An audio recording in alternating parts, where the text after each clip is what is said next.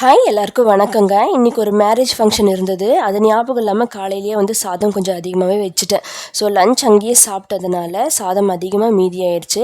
So நைட்டுக்கு வெங்காயம், வரமிளகாய், தக்காளி மட்டும் போட்டு அப்படியே லைட்டாக தாளித்து விட்டுட்டேன். இது எங்கள் 3 பேர்த்துக்குமே ஆகும். அடை தோசைக்கு ஊற வச்சுருந்தேன். நான் அடை தோசைக்கு ஊற வைக்கும்போது துவரம் பருப்பும் சேர்த்து ஊற வைப்பேன். அடை தோசை டேஸ்ட் ரொம்ப நல்லாயிருக்கும். அடை தோசைக்கு அரைக்கும் போது இஞ்சி, சோம்பு, இது கூட 2 வரமிளகாயும் சேர்த்து அடிப்பேன்.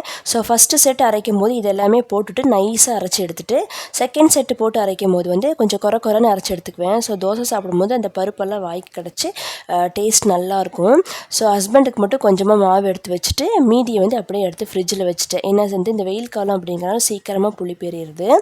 அடை தோசைக்கு எப்போதுமே தேங்காய் சட்னி தான் ஹஸ்பண்ட் விரும்புவார். ஸோ தேங்காய் சட்னி அரைக்கும் போது அதோட இன்க்ரீடியன்ஸ் எல்லாம் சேர்த்துட்டு இது கூடவே சின்ன பல்லு பூண்டும் 2 மிளகும் சேர்த்து அரைச்சோம் அப்படின்னா தேங்காய் சட்னி ஃப்ளேவர் ரொம்ப நல்லாயிருக்கும். ட்ரை பண்ணி பாருங்கள். நாளைக்கு இன்னொரு vlogல பார்க்கலாம்.